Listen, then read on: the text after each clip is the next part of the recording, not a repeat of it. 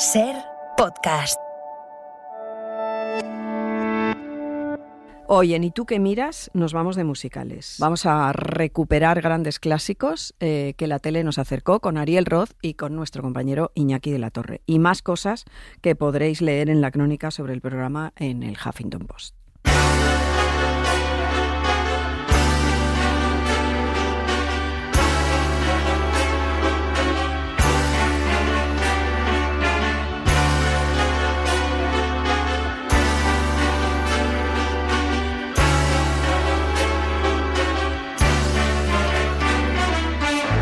Comienza en la cadena SER ¿Y tú qué miras? Con Mariola Cubels. Me gusta que las melodías bonitas me cuenten cosas terribles. Tom Waits.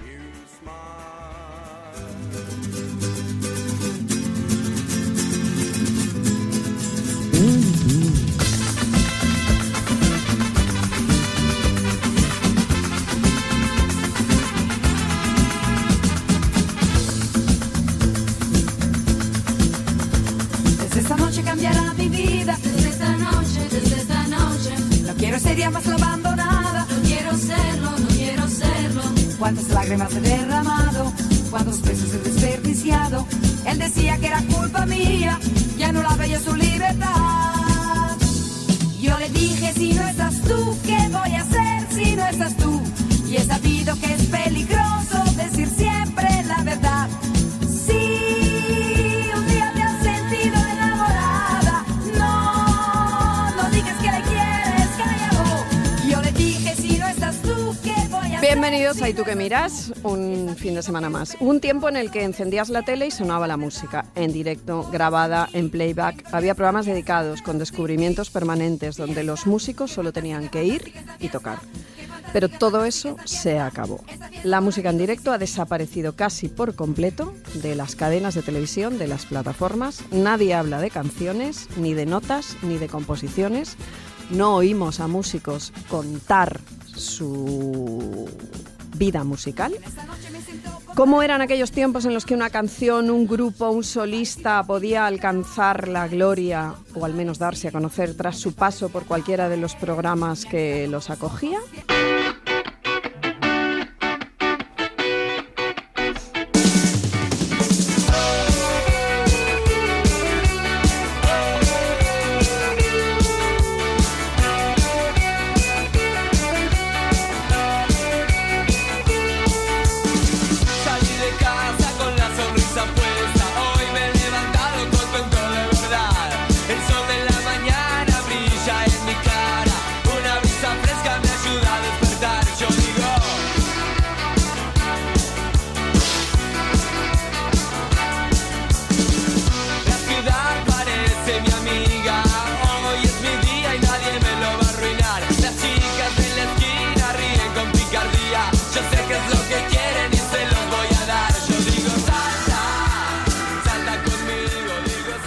El tema es triste, pero tengo dos invitados de excepción para hablar de ese tema que vamos a intentar darle la vuelta.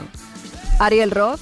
Hola, ¿qué tal? ¿Qué tal? Fundador de grupos míticos, como todo el mundo sabe, como Tequila y como Los Rodríguez. Iñaki de la Torre, compañero, músico, periodista, compañero de La Ventana. Buenas tardes, ¿cómo estás? Muy bien. El tema es triste, digo, pero vamos a reconducirlo y vamos a dejar ahí como en abierto para que todo el mundo se anime. Para que nos esperancemos, claro que sí. Ariel hizo hasta hace bien poco un programa estupendo en la 2 que se llama Un país para escucharlo. Y a mí me gustaría mucho que volviera Ariel. ¿Qué? Nos encantaría a todos, somos muchos los que queremos que vuelva. Pero bueno, esto se planeó, fíjate que cuando empezó, me dijo Reboredo, que lo conoces muy bien, el director ejecutivo del programa, me dijo, tú piensas que a lo mejor al cuarto programa esto se corta, ¿eh? Y fíjate, y estuvimos 3 temporadas, ¿no? Entonces yo ya como que tenía eso metido en la cabeza y estaba muy claro que no se iban a repartir, bueno, la fórmula del programa, ¿no? El concepto era recorrer todos los sitios, pero no volver, ¿no? Entonces estaba claro que una vez que hiciésemos el mapa, esto iba a terminar. Y bueno, sí, es una pena, pero bueno, por otro lado queda ahí como algo especial que ocurrió en un momento, ¿no? Yo creo que la gente le tomó mucho cariño al programa. Pero fíjate que el mapa ese musical es eterno, es decir, da igual que hayas acudido a un lugar, puedes volver a ese lugar, tener nuevos descubrimientos, ¿no? Sí. El concepto era así. También piensa, yo le doy muchas vueltas a esto, ¿no? Y piensa que siempre era como... O sea, tenía truco el programa, porque era de música, pero también era de viajes. Y todo lo que tiene viajes parece que funciona, ¿no? Entonces, como que yo creo que el concepto de los despachos, una vez que ya retrataste todos los sitios emblemáticos de una zona, ya la música no importa. O sea, si ya saliste en la Alhambra, ya no puedes volver a Granada, ¿no? Sí, pero es verdad que es un programa que yo creo, y no porque esté Ariel delante, va a ser muy recordado muchos años porque es un gran documental de qué es lo que había y hay en la música española a día de hoy. Y no solamente a día de hoy, porque tú cogías músicos de que habían empezado hace 30 años, pues recuerdo a Nacho Campillo de Tantango en Extremadura, y gente que estaba emergiendo en ese momento que no conocíamos y que afortunadamente conocimos a través del programa, o sea que es una foto no fija, sino de 30 años a lo mejor. A mí me encantaba ese programa, ya lo sabes, y siempre me pregunto si los músicos, por el hecho de hablar contigo, que eres también músico, accedían mejor, se sentían más cómodos. Esa magia del programa tenía que ver. Sí, todos estábamos más cómodos. La televisión es un sitio donde yo me siento especialmente cómodo. Eso lo has dicho alguna vez, sí. Entonces, nos lo contaste en la ventana ese día también. Claro, yo qué sé, tanto el equipo que no presionaba, era muy familiar el equipo, éramos muy pocos realmente, o sea, no parecía porque la producción se hacía muy bien y estaba muy cuidada, pero éramos pocos, no solíamos tener demasiado estrés. O sea, lo que pasa es que éramos ambiciosos y hacer esas cosas pues con poco equipo llevaban su tiempo, ¿no? Pero yo creo que se creaba un clima muy de verdad, muy auténtico, cosa que no suele ocurrir en la televisión, sino todo lo contrario. Y te empiezan a poner todas esas cámaras, el maquillaje, las prisas, lo caro que cuesta, no sé qué, y que al final uno entra como en una atmósfera interior que no es muy dada a la charla y al diálogo reflexivo, tranquilo, gracioso, no te sale lo mejor de ti, yo creo. No, eso es verdad, pero ese programa conseguía crear ese clima especial para hablar de un tema especial como es la música, Iñaki. Y hacía una cosa además muy respetuosa y muy necesaria, que era que lo que era técnicamente el sonido era buenísimo. Eso era espectacular. Alguien me hablaba el otro día de, madre mía, ¿cómo conseguirían grabarnos bien si estábamos con un ventarrón que te mueres y en el micrófono el viento pues es matador?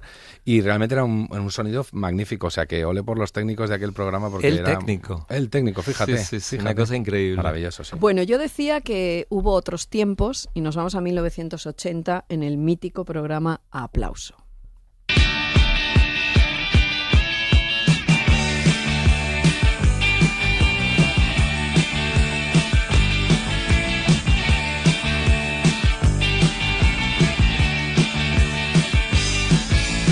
Hace ya de un tiempo a esta parte tú notas que están pasando cosas que antes no te habían sucedido jamás.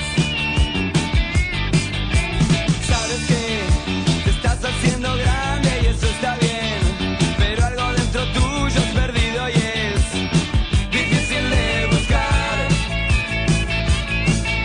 Y el niño aquel que tú... En este programa salió Tequila. Y tú me decías el otro día que al día siguiente de esa aparición en la tele... Bueno, no en esa de particular, pero es cierto que cada vez que volvías a salir se notaba el termómetro de la popularidad renovada. ¿Y cómo se notaba eso? ¿En la calle o en la venta? No, las dos cosas. ¿En serio? Sí, en la venta muchísimo. ¿En serio? Sí, Qué maravilla. Pero tampoco hay que idealizar esa época, ojo. No, porque mira, esto me interesa. Sí, porque no había un solo programa en directo, Sí, no en directo se hacía. eran muchos de playback, por ejemplo, el Aplauso era playback. Nosotros íbamos todo el tiempo, cada single que sacábamos, y repetíamos exactamente el mismo formato, que era que nos pongan ahí unas chicas y salgamos a hacer que cantábamos y tocábamos. Y eso, tú miras a veces, ahora que hay tanta posibilidad de ver cosas antiguas y tal, la televisión en directo que se hacía en Alemania, en Inglaterra, era bestial. O sea, había unos programas en directos de jazz con una calidad que realmente, entonces, audiovisual, la calidad era espectacular. En España se negaban a hacer directo porque decían que eso no, que los técnicos, que no sé qué, había como un antidirecto.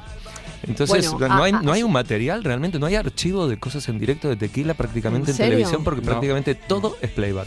Lo único que había eran las fiestas de Radio 3, que a veces retransmitían Eso. en la 2, que tenían un sonido pésimo, la verdad. Pero eso es más adelante. Pero es yo más creo. adelante, Sí. sí, no son los finales de los 70. Vale, a su favor quizá hay que decir que estábamos empezando. Es que se nos olvida que nosotros llevamos muchos años de retraso en todos los sentidos, audiovisualmente también. Quiero decir, éramos un Pero país... yo pregunto, antes hablaste de los melódicos. Los melódicos, ¿por qué no hacían directo? Ya. Si tenían unas voces que Sí. podían cantar Sí, todo pero lo era que más quisieran. entonces, ¿y por qué no había directos, Iñaki? No, sí, había algunos, lo que pasa es que se solían hacer especiales, por lo que yo recuerdo, por ejemplo, de Rafael, de yo que Pero sé. sí era de- en directo esto. Sí, ahí sí que tenían mucho sonido directo y además es que se traían un pedazo de orquesta y tal y cual, Claro. y era milagroso cómo microfonaban aquello para que sonase decente. Luego no sé cómo sonarían las teles porque los receptores de la época eran terribles, pero sí se hacía directo. No tanto, pero es verdad que eran más en especiales. Pero en estos programas que dice Ariel Roth, cuando ya empieza, digamos, a ser el pop más protagonista que lo melódico y que lo... y, bueno, el pop y el rock, y que lo melódico y que lo folclórico, entonces ahí es cuando se corta, les parece muy complicado. ¿Y tú tenías algún otro mundo audiovisual con el que comparar? Es decir, aquí en España no. Es decir, No, nosotros Vale, no vale. podíamos comparar con nada, Con no nada. en el mundo audiovisual, en ningún mundo, porque estábamos metiéndonos en un terreno que todavía no había sido explorado, ¿no? Que era hacer una banda de rock mainstream, en un circuito mainstream por primera vez. Claro. No, eso no había pasado. Aparte que estaba estallando el rock y el rock and roll, o sea, en España que se le haga caso al rock y al rock and roll es a partir del 75 por ahí, hasta entonces pues son los Brincos, los Bravos, que son más bien pop y que son otro tenor. Esto, digamos, de poner el reloj en hora, de que de repente España está haciendo la misma música que está haciendo el Reino Unido y Estados Unidos, esto ocurre a final de los 70, entonces también se tienen que modernizar los formatos de televisión y los equipos de sonido, que también te puede hablar Ariel de lo que eran los equipos en aquella época. Bueno, este año yo decía que hablábamos antes de lo melódico, porque este año en Movistar Plus, que bueno, en fin, tenemos que recordar a Buenafuente y su leitmotiv como el único programa que durante años nos ha brindado música en directo, Sí, Ariel. sí, de muchísima calidad, De muchísima y ahí calidad. se demostró que se puede hacer unas cosas increíbles en la tele, claro. Con esa apuesta firme que él nunca dejó, que esto es muy importante porque es una cuestión de decisiones individuales, ¿no? Sí, aparte apostó por una banda no al uso y al final triunfó con ese formato, ¿no? Bueno, esto también se ha acabado. No está, pero es verdad que Movistar ha hecho algunos intentos al menos de recoger, ¿no? de crear un mapa de la música. Y este año, hace unos años hizo pop, hizo la mejor canción del mundo, la canción que cambió el mundo. Canciones que cambiaron el mundo, sí, que eran 3 o 4 episodios, sí. Y este año hizo un programa bastante curioso que dibujaba también un mapa a través de la época, a través de las canciones, y queda claro que hubo programas musicales de los 60, de los 70, de los 80, de los 90, que sí que contaban un poco quiénes éramos a nivel musical. Igual no todo, pero sí que, o sea, quizá no pormenorizado, pero sí que apuntaba maneras. Y que es evidente que fueron banda sonora de un país, nos gusten o no, determinados cantantes que salían en él.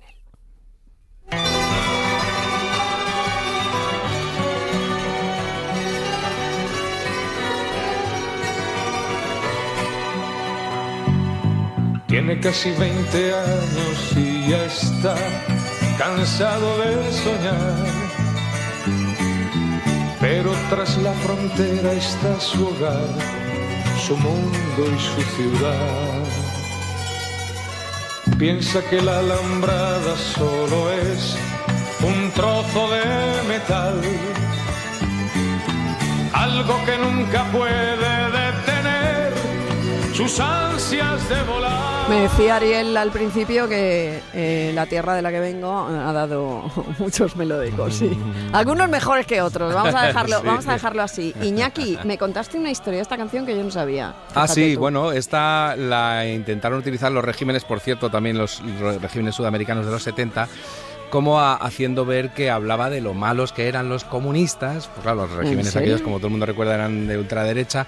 Sí, porque como aquí es libre, como el viento, tal y cual, la alambrada. Lo que habla es de una escena real de dos amigos que están pensando en saltar la alambrada, de salir desde la Alemania oriental a la occidental. Entonces uno intenta saltar, le disparan, acaba agonizando entre las dos vallas y ahí se muere el hombre. Entonces por eso si uno... ¿Todo eso cuenta la canción? Sí, si uno relee la letra, habla hasta de su pecho nacía una rosa. Pues eso era cómo le brotaba la sangre. ¿Cómo lo sabes? A ver. Pues porque no solamente porque yo lo estaba investigando un día para un programa de aquí de la SER, sino porque hay una chilena que estaba haciendo investigaciones de qué músicas se ponían en los centros de detención, que más bien eran salvajadas, en Chile y en Argentina en las dictaduras de los 70. Entonces, una de las cosas que hacían era ponerle esta canción como para Madre decirles, mía, formaba parte de la tortura. En parte era la tortura. Pero sí. Y No, entonces es tremendo, porque como... en realidad lo dije en broma, pero la historia es que, claro, se torturaba con música. Claro, sí, no, es que hablaba de las músicas que poníais cuando se encontró la historia de que esta no es que la pusieran por molestar, sino por decirles que sepáis que los comunistas son malos, porque matan a la gente que salta a la valla. Sí, es flipante la historia. Vamos a intentar subir el nivel después de esto. Bueno, el programa este que yo decía repasa la historia de cantantes como Julio Iglesias, como Perales, como Rafael, como Rocío Dúrcal, como Rocío Jurado, como Marisol. Yo le decía antes a Ariel que es curioso que yo nunca he tenido discos de nadie de ellos en casa. En la tele estaban de manera bastante recurrente y por esa razón me sé yo las letras, porque si no, ¿de qué? Sí. ¿No? Sí. O sea, la tele sí que consiguió crear esos mitos, ¿o cómo? Sí, también date cuenta que no había casi radio musical, esto por supuesto lo sabe mejor Ariel que yo, pero no había casi radio musical, o sea, para el que sea muy joven no sabrá que Los 40 Principales era un programa de la cadena SER, que luego se convirtió en cadena musical, pero entonces había ese rato y otros programas que también ponían música, en la radio generalista, digamos, lo que llamamos ahora la radio hablada, pero cuando en la televisión tampoco había, con lo cual, ¿dónde oías la música? Pues la mayoría de ella la tenías que conocer a través de los programas de televisión, especiales, Nochevieja, Aplauso y cosas anteriores que había. La por Nochevieja era un gran suceso, eso era impresionante. ¿Vosotros estuvisteis? Muchas, claro, sí, ¿no? Claro, y de repente íbamos a casas de amigos, y allí estábamos con los primero cenabas con la familia y amigos de la familia y con tal, y claro, siempre decíamos, bueno, vamos a esta hora salimos, vamos a buscar una televisión para vernos, claro. ¿No? Pero de antes también había, o sea, del año 70, por ejemplo, creo recordar que está Machín cantando con no sé quién, con Lola Flores, o sea, traían grandísimas estrellas para la Nochevieja, pero también hacían especiales. Pero cuando salió Tequila ya estaban los 40 y los 40 sonaban mucho en la radio. Influenció muchísimo al éxito de Tequila y de todos en esa época. Claro. Había todo un sistema de votación y de qué color te tocaba el disco, que significaba cuántas veces te iban a poner por día. Eso es. Y era muchísimo. O sea, que tú de repente sonabas 6, 7, 8, no sé cuántas veces, ¿no? De 4 a 8, ponle, por día, en la misma emisora. Es muchísimo, ¿no? Es muchísimo. Y dime una cosa, ¿vosotros teníais claro que había que ir a la tele? ¿A tocar? ¿O hacer playback? Hacer playback. Sí, no sé si nos lo planteábamos demasiado, pero nos divertía. O sea, no, pero digo como con un propósito, como es una perversión, porque nos divertía ir a hacer como una especie de actuación, de teatrito, de performance. Claro. Pero no era, yo creo que no solo en España se hacía, pues yo recuerdo ver también muchas cosas de los Rolling Stones haciendo playback también. Sí. Que no eran videoclips todavía. No, previo al videoclip, ¿no? Sí, no, pero la pregunta era un poco porque, bueno, vosotros estabais un poco, no erais unos melódicos que formaran parte más de lo comercial y tal, pero teníais claro que la tele iba a servir, ¿no? Bueno, lo tenía claro la compañía discográfica que hacía unos planes de promoción salvajes cada vez que sacábamos algo. Sí. Nosotros, claro, la única manera de viralizar era recorrerte España yendo a todas las emisoras de radio desde la mañana hasta la madrugada. También aquello fue una conquista, porque en realidad si algo tenía que sonar antes del 70 y tantos, o del 75, 77, en las radios y alguien ibas a entrevistar, no ibas a entrevistar a rockeros melenudos, por así decirlo, sino que entrevistabas a estrellas pues tipo Melódica o Nino Bravo, cosas así. ¿Y eso por qué? Pues porque era la música, digamos, no rebelde, que al régimen le gustaba más. Tampoco era el régimen que llamase por teléfono, creo yo. Sería Ya. una cosa de que el gusto general se había educado en música melódica, en música, por ejemplo, eso que llamaban el yeye, que es la transposición de lo vitélico y todas esas cosas de los años 60 a la cosa española, pero todo lo que fuera inofensivo, tanto por las letras como por la actitud, por el Sí, ruido. pero bueno, también lo que tiene Tequila, que nos colamos un poco en ese, Sí. en ese mainstream, es que representa esa época, ¿no? Que fue una época de un gran cambio. Y entonces en las emisoras, como se usa mucho lo de que de repente si un patrón funciona, vamos A a hacer muerte, esto sí. como a saco. Entonces de repente se empezó a llenar de bandas que iban a todos lados y en la tele y programas de más éxito y más importantes, pero luego, no sé, estaba muy presente. Sí, ¿no? De pero repente. eso es justo a partir de vosotros, en el 78 o así, hasta entonces. Ya sabes Había tú que- solo cadenas de públicas, digamos, no Claro, después claro, claro. porque después ya con los Rodríguez en los 90, Sí. yo me fui a Argentina y cuando volví todo había cambiado en muchos, Claro. muchos aspectos y recuerdo eso, de repente eso, Telecinco, no sé qué, esa época de la explosión de las cadenas no públicas, Ujú, ¿no? de las cadenas Y de las privadas, autonómicas, sí, Y sí. de las autonómicas. De todas formas, ¿y tú tienes clara la diferencia, la proyección televisiva entre Tequila y los Rodríguez? Sí, nada que ver. Sí, nada que ver. Nada que ver, no. Con Tequila es que claro, ese día te veía todo el mundo. Es que te veía todo el mundo. Claro. Un viernes a la noche en un programa de Lazarov. Claro, sí, sí.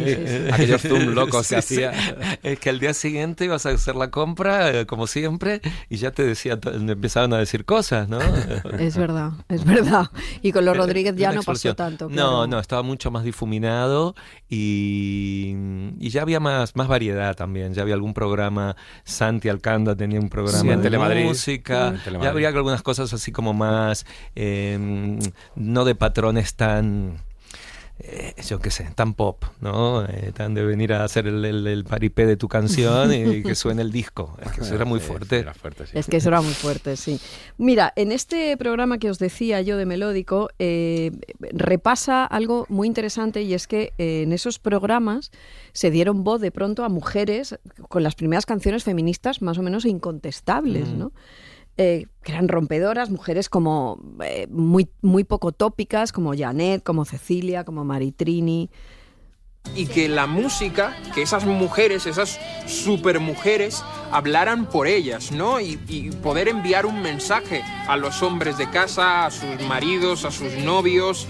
Que han dado la vuelta al mundo y han vivido mucho y aparte han dado trabajo a mucha gente. Había mucha gente que vivía de ellas, que era algo que no era para nada normal. Eso lo lanzas hoy y serías, vamos, rápidamente denominada icónica, icono feminista, tal, maravilla, por fin ese mensaje, ¿no? Estamos hablando de música de hace 3 o 4 décadas. Y el corazón se pone triste contemplando la ciudad. ¿Por qué te vas? Como cada noche desperté pensando en ti y en mi reloj todas las horas vi pasar. ¿Por qué te vas? Me hace gracia ver a nuestra compañera Laura Martínez, que es insultantemente joven Insultantemente. y que tararea la canción Sí. de Janet. De Janet, por no decir de Perales. También tararea todas las de Tequila, porque ella ha seguido a Tequila en su corta vida a lo largo de España entera, ¿sí o no? Ha sido A los una fan. Rodríguez, a Tequila, a todos. Bueno, claro, sí, a Tequila no, No, claro. Tequila A Tequila no, complicado. a Tequila una no, parte de a la los ca- Rodríguez. La madre, a lo mejor. Es que me está haciendo señas y entonces, claro, no la entiendo. Una parte Bueno, de la cazadora de Ariel la ha pagado ella. la cosa es que eso es algo estupendo, ¿no? Que Ujú, consiguiera colar este tipo de mensajes que eran para la época controvertidos. Pero Iñaki, yo voy a lo que no tuvimos. Ya. Es verdad que lo melódico esto triunfó porque era una música más sencilla de digerir, ¿no? Por el sistema político del momento. Y es verdad que el régimen aceptó mejor eso que la música rockera, ¿sí o no?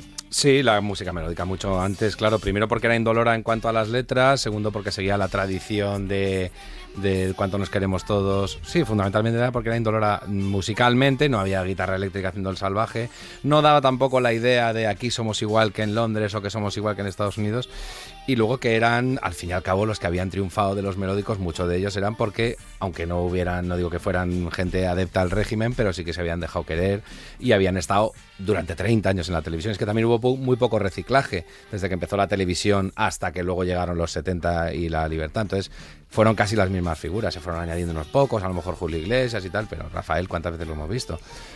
Vale, yo quiero saber lo que no tuvimos. O sea, música no melódica que nos perdimos o que tardamos mucho más en disfrutar porque la tele no les hizo caso. Pues mira, Ariel y yo, que somos muy fan de los Rolling Stones los dos, realmente los Rolling Stones aquí no nos enterábamos, desde luego en la televisión no salían ni en playback ni en no playback, o sea que era muy difícil. Los Who, yo qué sé, los Jam a final de los 70... un montón de grupos, por ejemplo Otis Redding, aquí había algún loco a lo mejor que tuviera algún disco y le llegase de importación, pero no vale, nos siempre me he enterábamos. preguntado si la tele no le hacía caso y la tele era el lugar principal donde informarte, ¿dónde sabíais los que erais muy aficionados a música de fuera? ¿Dónde? Grupo de amigos que viajaban, que traían discos, quedábamos para escuchar los discos que cada uno traía, ojeabas en revistas que no entendías mucho, pero mirabas las fotos y esas cosas, ¿no? Alemanas, de muy buena calidad, de revistas de rock. Sí, encontrabas tu nicho, digamos, ¿no? Había siempre algún nicho, había grandes periodistas también en esa época, ¿no? Diego Manrique ya estaba, y no era el solo, eran unos cuantos. Claro, yo digo que en la Ángel tele Casas, ¿no? Incluso era Sí. Diego Manrique contaba que cuando iban a viajes de periodistas 6 o 7 a Londres a la presentación de algún disco, todos aprovechaban luego el tiempo libre para ir a tiendas de discos a comprarse discos que no fueran a encontrar en España. Luego, una vez por semana, había un fanzine que era Disco Express. Ah, sí, es verdad. Que yo lo compraba todas las semanas y ahí te ibas enterando que en Londres, qué estaba pasando en Londres de repente, ¿no? El movimiento punk, no sé qué, antes de que estallase, ¿no? Claro. Y eso te servía de guía. Vibraciones, El Popular 1, eran revistas de rock que uno tenía que leerlas para saber un poco qué pasaba en el resto del mundo. Yo quiero recordar, por ejemplo, que estuvo por aquí Nina Simone en algún programa de directo de televisión española, de esos que los hacían tarde, pero vaya, muy bonitos, ya te digo, con toda la banda. Y no fue un gran bombazo en la televisión. ¿Por qué? Porque previamente no sabíamos quién era Nina Simone. Entonces era una señora que habían traído porque era muy famosa en Estados Unidos, pero gracias y buenas tardes, porque no había tenido calentamiento, por así decirlo. Claro. Que conocíamos los Bee Gees, pero porque venían a través del cine.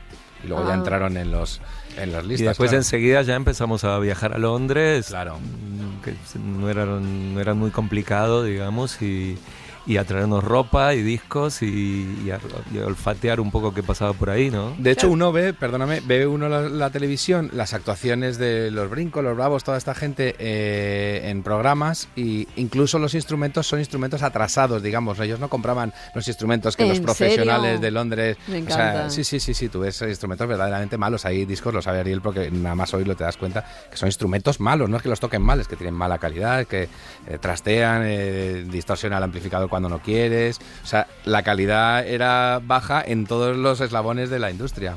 Oye, pero... Pues yo he ido a casa de algún prócer, digamos, del melódico, y tenía una gran colección de guitarras de los 60. Pero en general no había tantas. Se te caía la baba. Sí. Tú me contabas, Iñaki, que en el programa Aplauso un día aparecieron los Ramones. Sí, aparecieron los Ramones, que creo que fue gran escándalo, porque claro, eran 4 melenudos allí berreando. Y aquello ¿El gran era... escándalo por qué? Quiero decir, ¿dónde se armó ese escándalo? Bueno, no lo sé, no sería el gran escándalo, porque aparte era un programa de tarde, pero es verdad que eran muy estridentes comparado con lo que estábamos acostumbrados en España. Pero fue de las pocas veces que algo que podamos llamar rock duro de repente aparece en el mainstream.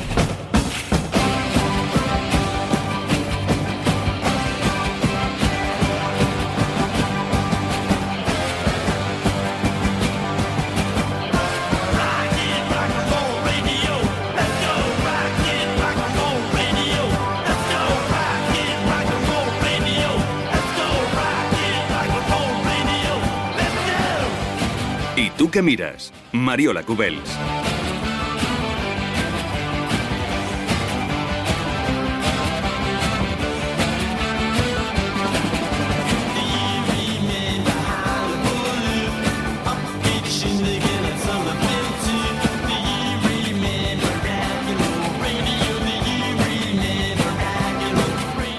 siguiendo con el tema, de repente en Aplauso, lógicamente empieza el punk y luego la New Wave y empiezan a venir un montón de grupos británicos, ¿no? Y algún americano.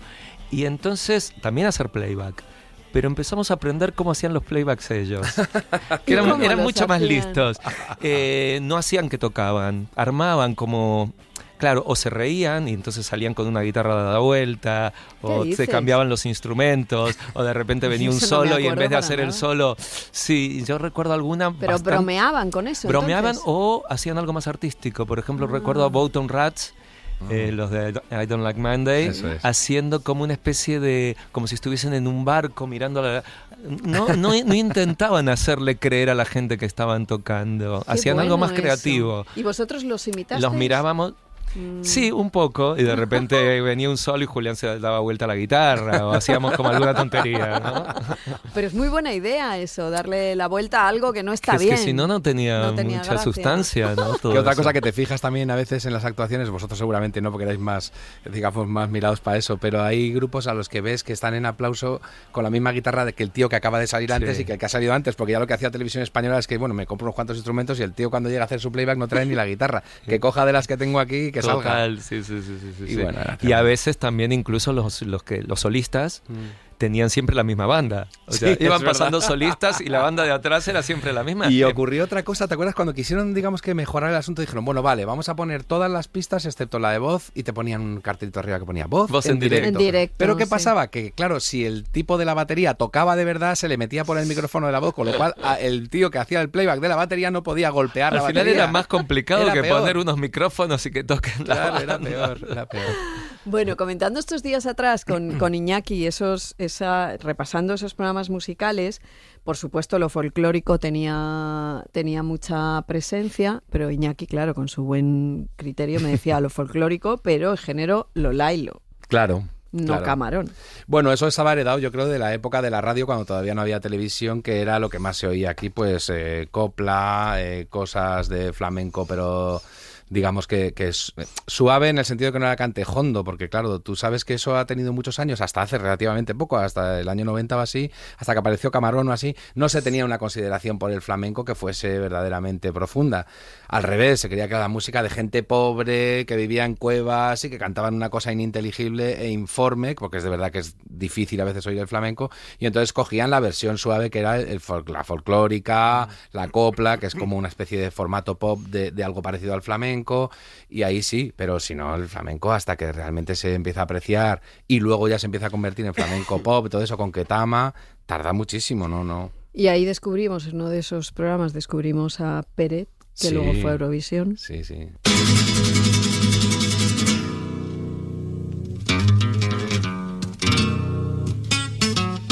Alegría, si queréis tener cantar, alegría de vivir, para disfrutar cantar, canta y ser feliz.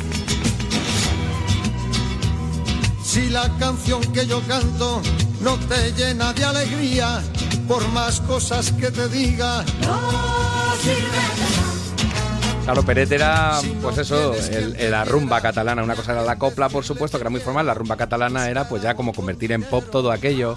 Y estaban Peret y el Pescailla, el que fuera marido de Lola Flores, que se peleaban además por decir quién había sido el inventor de la rumba catalana. Así que eso era lo más... El ventilador, ¿no? El ventilador, que es la técnica de tocar la guitarra, efectivamente. Sí. Eso no sé cuál es, esa técnica. Sí, bueno, es un golpe a la caja y un rasgado para arriba, para abajo. Vale. Pum, chaca, pum, chaca, pum, chaca, pum. Eso es el ventilador. Pero fíjate que a mí este tipo de músicas me trae una España triste. Bueno, porque la fomentaba quien la fomentaba. Por eso. Y es verdad que luego, otra vez, afortunadamente, se ha tenido aprecio por ella. Pero es verdad que era la música... Se recuperó, pero en plan posmoderno. Esto era, recupera, ¿no? Sí, pero esto era pan y toros en aquel momento. Bueno, nos vamos a divertir, venga, qué españolotes somos esto, Manolo Escobar. Ahí Ariel seguro que sabe más porque justo pilló la transición. Te los encontrabas en programas y cosas así que no pegabais nada. Bueno, ¿no? sí, alguna coplera, sí, de vez en cuando. Es que hubo una época ¿No te explotaba la cabeza? no prestábamos mucha atención, decías, la verdad. Estoy Me acuerdo de un camerino con María Jiménez, por ejemplo. Un camerino con María Jiménez, eso fue interesante. Después estaban las grupos como Acuario, ¿te acuerdas? Ostras, y tanto que me Era acuerdo. muy fuerte. Me acuerdo vagamente, pero me acuerdo, sí. Sí, porque estaba Mayra Gómez Kemp. Kemp, O sea, que, sí, que sí, tú es verdad. eras Ostras, especialista sí, en sí, es televisión. verdad, Mayra, ese grupo claro. es ya estaba allí, es verdad. eso es un ícono. Es verdad. Pues que luego estuvo coincidimos sola. varias veces con Pero la cosa Acuario. folclórica tenía mucho predicamento, aparte porque era casi lo único que habíamos mamado desde el... Ahora de repente sí que veo grabaciones en televisión de Paco de Lucía. Sí, algunas hay, sí. Increíble, ¿no? Qué maravilla, No, cuando qué se ponían, documento. cuando se ponían a hacer documentos maravillosos y encima con un buen sonido, porque ese Entre dos aguas que hay una vez en la televisión se puede ver, que además está con este percusionista que también estaba con María de los Praderas, no me acuerdo, un señor cubano que toca las congas, es un sonido fantástico aquel. Yo tengo una pregunta. Uno de los eslóganes de este programa, que es muy bueno el eslogan, como eslogan es: los tiempos cambian, los temazos permanecen. Sí. Pero yo quiero saber, Iñaki, si realmente ese género ha sido el más representativo del país. Es verdad, ha dado canciones que han traspasado años y generaciones, pero quiero saber si musicalmente tú crees que nos representa. Porque no sé si es bueno o no. Vamos a ver. Lo bueno que tiene la música en general es que es variada y que a partir de los 70 es muy variada en España, cosa que antes estaba más acotada, como hemos hablado. ¿Nos representa o no nos representa? No lo sé, creo que no. Representa una parte, por eso, porque hay una variedad de público, igual que hay una variedad de música. Pero lo que sí que es verdad es que da muy buena idea de los grandísimos músicos, arreglistas y productores y compositores que ha habido en España siempre, ¿verdad, Ariel? Porque, por ejemplo, componer esos metales que se oyen... Pues yo creo que sí representa, fíjate, pues yo era como extranjero, te puedo decir que yo escuchaba muy de oído, digamos, o sea, nunca me senté a escuchar esas canciones, pero sí que sonaban, y para mí representaba un poco también ese mundo, no sé, un poco sepia. Un poco rancio, ¿no? Claro, eso es lo que yo digo. Sí. Para mí representaba, que era lo que me llamó la atención viniendo de Buenos Aires, que era plena dictadura, pero había habido una gran explosión cultural en los 60 en la Argentina. Claro, ¿no? es que no, ¿sabéis por qué lo digo? Pues estaba revisando yo este programa de Melódico y luego me he encontrado con un documental muy interesante, que lo hablamos el otro día Iñaki y yo, que recomiendo desde aquí en Apple TV, que se llama 1971, el año que la música cambió el mundo. Tiene una frase maravillosa que es: no es que la música fuera un reflejo de su tiempo, es que la música cambiaba su tiempo. Claro, cuando tú ves ese documental que resume la historia musical, además de ese año tan convulso política y socialmente, y te vienes aquí... Claro. Entiendes también un poco lo que tú decías de, claro, es que es que estábamos muy mal nosotros. Bueno, claro. Aparte de que en ese año todavía teníamos aquí al dictador, ¿no? Sí. Claro. Pero aquí no, en el 71 no pasó nada. No había nada, claro, no pasó nada. Fue igual que el 69, que el 55. No pasó nada. Pero claro, ves, de verdad que ese documental no os lo podéis perder. Oyentes, sí, yo lo he visto. Oyentes de la cadena SER, no os lo podéis perder. Yo lo he visto y vale muy bien para contestar a la pregunta que me has hecho hace un rato, que era: ¿qué cosas nos perdíamos? Pues vean ese documental. Todo eso nos lo perdíamos. David Bowie, por ejemplo, empezando. Sí. Exacto. What's Going On, ¿no? El año de What's Going On, claro, de Marvin Gaye. A mí no me gusta caer en cierto... en auto-odio, ¿sabes? Así, Tampoco... en la superioridad de que ahora molamos más que molaban los franquistas, ¿no? Sí, no, y sobre todo de que, ay, mira, lo que hacían allí estaba mejor, pero es que cuando ves el documental, es que claro, es incontestable todo lo que... Sí, la verdad. Esta misma canción, sí. Es que es incontestable. George Harrison, que... que acababa de salir de los Beatles y bueno... Es que yo creo que eran otros mundos, eran otros mundos, eran ¿no? Otros Entonces, mundos, eran otras sociedades. Esto, pues esos artistas y compositores, pues estaban representando el mundo español, el mundo de la mujer que vuelve a casa, que tiene que hacer todo a escondidas. O sea, finalmente el arte, quieras o no, siempre representa lo que está ocurriendo en la sociedad. Lo que pasa es que eran dos sociedades que no tenían claro, es verdad que la tele ver. lo magnificaba, ¿no? Con esa presencia Claro, masiva. bueno, lo que hacía era reafirmar los valores del régimen. Exacto, sí. Pero es verdad que hay que darse cuenta de que en realidad decir nos hemos perdido todo eso nos hemos perdido la cultura anglosajona que ulteriormente acabó invadiéndonos, porque lo que sí tiene de bueno que el régimen estuviera cerrado a otras músicas es que conservaron las armonías, los modos de componer, las instrumentaciones, hay instrumentos que no se han vuelto a oír. Y ahora otra vez, por ejemplo, Coque Maya en el disco de hace 6 o 7 años, el último en la Tierra, utiliza un montón de violines, los M-Clan los han empezado a utilizar, y eso era como de cosa cursilona melódica, entonces heredamos ese complejo. Y entonces tanto los instrumentos como los modos de componer es verdad que eran muy españoles y está bien que se conservaran, porque lo que luego ha llegado, por ejemplo, que tocaba Ariel, no le voy a decir ninguna novedad, era música anglosajona, con lo cual no es traerse el folclore argentino. Luego vino la dictadura anglosajona, que a todos nos... ¿sí, eh? Sí, o sea, en los 80 nosotros mirábamos a Inglaterra y mirábamos a Estados Unidos y nos sentíamos un poco pringadillos porque queríamos ser como ellos. Claro. Y después en los 90 sí que surgió, y los Rodríguez son la verdad, un ejemplo, claro, una especie de orgullo por tus raíces, ¿no? Orgullo patrio, claro, eso es lo que yo decía, pero no solo en España, yo creo que también en África, en un montón, o sea, fue como una especie de fenómeno planetario en los 90, ¿no? Como que el rock ya llegó un momento que... O no sé cuál es el motivo exactamente, tal vez por repetición y por necesitar nuevos sonidos, o por una herencia, que es algo que se escuchaba en tu casa y no te dabas cuenta y que de repente sentiste que te tocaba una fibra cuando lo escuchabas. Claro, y que se podía mezclar, porque igual que el rock and roll que creemos que es esa cosa puramente norteamericana, resulta que viene del country, que a su vez el country viene de mucho de la música de Centro Europa, que se fue allí un montón de emigrantes y tal y cual. Hay que darse cuenta de que eso, que toda la evolución es a base de mezclas. Entonces, que ellos empezaran, que tú triunfes con una canción en España que se llama La Milonga del Marinero y el Capitán, es una cosa increíble que no se habría dicho antes. Claro. O que el Tonto Simón, que era como inspiración cubana de Radio Futura. O en Argentina los Fabulosos Cadillacs, en México Café Tacuba, o sea, como que de repente pasó algo, ¿no? Sí, pasó algo. En cualquier caso, es verdad lo que dice el eslogan este del programa, los temazos permanecen, porque ¿quién le iba a decir a Fórmula Quinta que Cuéntame iba a sonar 40 años después en la televisión en abierto y de una manera tan recurrente?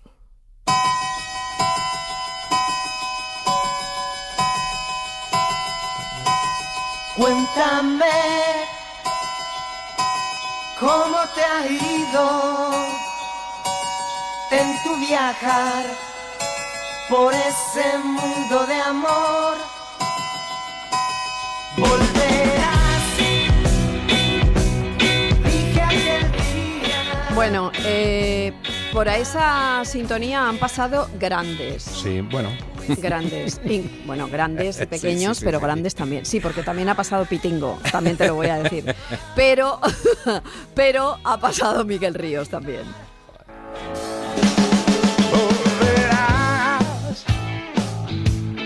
Dije aquel día, nada tenía y tú te fuiste de mí. Háblame de lo que has encontrado en tu largo caminar. Cuéntame cómo te ha ido, si has conocido la felicidad. He de deciros que a mí esta canción me chifla. Es muy buena. Muy buena canción. Es buena estribillo canción, bestial, ¿sí o no? ¿no? ¿Sí o no? Es una gran canción. Es un temazo de verdad. Bueno, el propio Ariel Iñaki, tú no lo sabes, pero tuvo un cameo en Cuéntame. Ah, no sabía. Muy bonito, además. Que sí, que está bien, que podéis rodar aquí. ¿En serio? ¿En serio? ¿Por qué me haces esto? Gracias, sí. No, las gracias se las das a él, si quieres. A ver, hostias, tú eres... ¿Qué tal? Soy Ariel Roth. ¿Sí? Pero Ariel Roth, el de los Rodríguez. Inés, ¿conoces algún otro Ariel Roth? No. Oye, qué momento lamentable. No, es un momentazo televisivo. A mí me pareció un hallazgo. Hay gente que se pensó que era un actor. Sí, qué bueno. Sí. Es que perdona, o sea, es salió un tío haciendo de ti en la tele, decía. Sí. No, a mí me lo dijeron, ¿eh? Yo les dije, no, es Ariel. Claro, dicen, es que hacen un trabajo, Ariel. Vamos, el trabajo de maquillaje y de peluquería es la cosa. No, y de luz, claro, la luz también hace que, porque claro, es Ariel muchísimos años Esa antes, fue la primera claro. frase que dije en mi vida delante de una cámara actuando. ¿En serio? Sí. Después hubo 2 tomas más que ya me fui mejorando, pero en esa primera estaba, no pues sabía te queda dónde fenomenal, estaba. porque claro, como todos los argentinos llevan un actor dentro, entonces claro. Vaya. Me pareció rarísimo actuar. Bueno, el otro grupo de Ariel mítico, los Rodríguez, también tuvo su gran momento televisivo. Yo el primero que conocí fue Andrés, que ya andaba por aquí. Junté $900 y un pasaje. Salí el 28 de septiembre de 1990. Andrés Calamaro apareció por aquí. Me dijo, yo soy teclista, hago canciones, también soy productor, hago esto, hago lo otro, méteme en Los Toreros Muertos. Y yo le decía, Andrés, vamos a ver, si sabes hacer tantas cosas, ¿por qué no haces tu propio grupo y me dejas a mí en paz? ¿No? O sea, que me podéis considerar el promotor de Los Rodríguez. Voy a intentar escribir el rock de los vicios. Voy a intentar escribir el de los sacrificios. Voy a perseguir cada palabra con aliento hasta que al fin se rinda alguna palabra. Bueno, y escuchábamos a vuestros, se supone que promotores, Pablo Carbonell, con esa gracia que le caracteriza, pero es verdad que también tuvo muchísima presencia televisiva, porque yo, que recuerdo más a Los Rodríguez que a Tequila, os veía en la tele, y además con mucho gusto, ¿no? Porque era como siempre como un soplo de aire, ¿no? Sí, yo no recuerdo haber hecho excesiva, o sea, nada que ver con lo de Tequila. Con Tequila, ¿no? claro. Que íbamos a Prado del Rey todo el rato. Teníamos ya nuestro propio camerino, yo creo, en Prado del Rey, una locura. Bueno, hay otra cosa que la tele encumbró, desafortunadamente, que nos podríamos haber ahorrado, Iñaki, que son las canciones horteras. Que hubo muchas. Muchas. Voy a pedirle a mi compañera que la ponga 4 o 5 segundos, porque no soportaría que algún oyente se pusiera ahora y me vinculara a esa canción.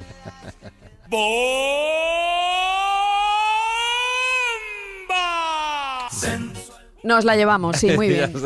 No vaya a ser que genere royalties. O sea, no puedo. Es decir, esos momentos de canciones horteras que estaban vinculadas también a las canciones del verano, que había algunas buenas, eso lo hizo la televisión.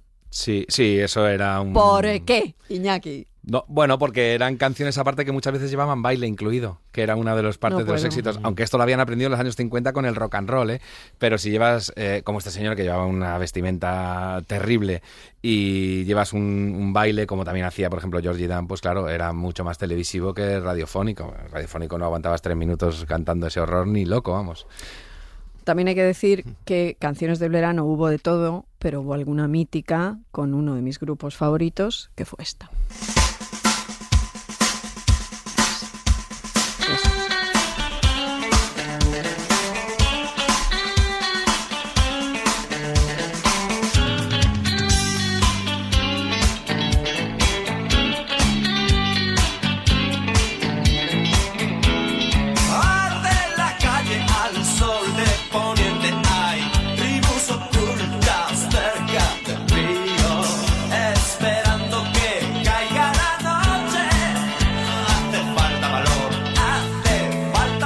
Bueno, ese grupo mítico que era Radio Futura, uno de los mejores grupos de la historia de la música de España, aparte de Los Rodríguez y de Tequila, liderados por los hermanos Sauserón. Yo reconozco que estuve entregada a ellos en cuerpo y alma durante muchísimos años. Me parece que, además, yo que venía de... O sea, yo era una niña de monjas, y cuando descubrí en La Bola de Cristal a Santiago Auserón, dije, ¿qué me está pasando? Claro, es que él además componía algunas de las canciones que sonaban allí. Y bailaba, lo que tú decías de, bueno, que eran canciones bailables las de Quina. Sí. Bueno, se ve que La Bola de Cristal fue también como una ventana. Una ventana, ¿no? sí, también. Bueno, yo descubrí a Santiago Auserón en ese. Sí, salía también Kiko Veneno. Kiko salía muchísimo. Y nosotros con Tequila recuerdo que o sea, por ejemplo, José Norte, mi productor, dice, yo la primera que vi a Tequila fue en La Cometa Blanca. Claro, qué bueno, que era el sucesor. Claro, era el sucesor. La Cometa Blanca, y Pista Libre y La Cometa Blanca. Es verdad. Y claro, muchísimos chicos que después siguieron escuchando rock, claro. De repente fuese el primer flash que tuvieron, ¿no? Porque yo me acuerdo, en el programa siempre preguntaba cuál fue el momento en que te rompió la cabeza el rock, como cuenta Lennon que cuando vio a Elvis, ¿no? Que dijo, esto ya está, ya sé lo que voy a hacer en mi vida, ¿no? Es interesante, ¿no? Saber. De repente hay algunos que a lo mejor fue La Cometa Blanca. Bueno, Iñaki de la Torre va a acabar el programa por todo lo alto, porque otra de las cosas que pasaron con estos programas, es que se acercaron Latinoamérica, como aquel 300 millones que nos descubrió a Luis Miguel, por ejemplo, que tampoco hacía falta, pero... Mentira que me quieres mucho. Es mentira, no me quieres nada. Pero Iñaki, quiero que nos cuentes por qué razón has elegido la versión que vas a hacer hoy. Bueno, la bilirrubina fue una canción que creo que salió en el año 91 de Juan Luis Guerra y por aquel momento para mucha gente fue un shock en las listas porque no estábamos acostumbrados a que dentro de nuestra maravillosa música española cacareado pop de los 80 y luego de la música norteamericana y de todas estas cosas que nos traían empaquetadas, lo que decía Ariel con un poco de complejo de nosotros somos los tontos, estos son los listos, de repente lo que nunca cabía era música hispanoamericana, ni mucho menos de origen, digamos, de ritmos folclóricos como era la bachata y el merengue, todas estas cosas no se hacían. Y fue lo de Juan Luis Guerra y muy pocos más fue darnos un bofetón y decirnos, pero si esto es una maravilla y se baila fantásticamente. Pero socialmente costó que entrara mucha gente. ¿Y qué vas a hacer? ¿Qué vas a cantar? Pues hay una versión de la bilirrubina famosa, pero que la canta Alex Ferreiro, que es un tipo jovencísimo, es productor, es músico y es un hombre exquisito. Digamos que Hispanoamérica nos trajo también a Ariel Roth, que Sí, eso señor, es impagable. Sí, señor, es impagable. Ha sido un placer. Vamos a acabar contigo, Iñaki. A ustedes les emplazo a la semana que viene. Muchas gracias, Laura Martínez. Muchas gracias, nuestro compañero Daniel Lamparero. Ariel Roth, ha sido un placer, como siempre, tenerte en la radio. Te seguiremos escuchando, ya sabes. Iñaki, cuando quieras. Allá voy. Oye, me dio una fiebre el otro día por causa de tu amor, cristiana, que fue a parar a enfermería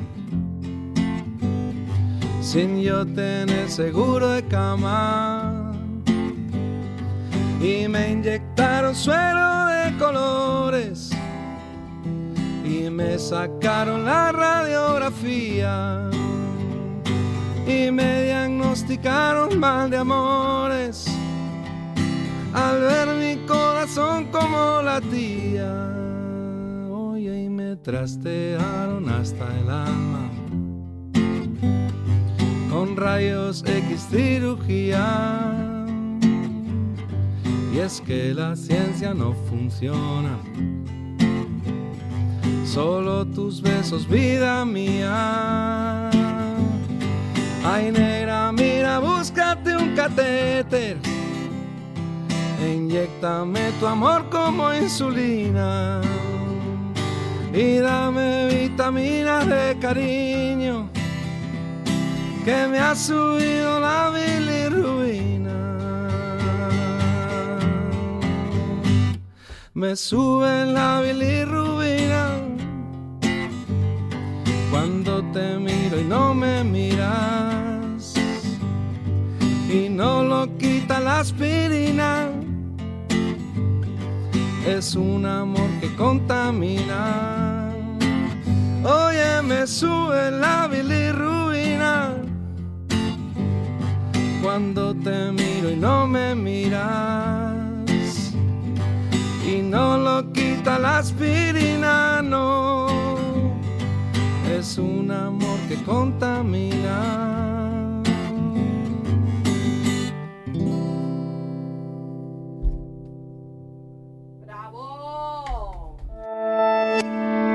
Cadena SER. La radio.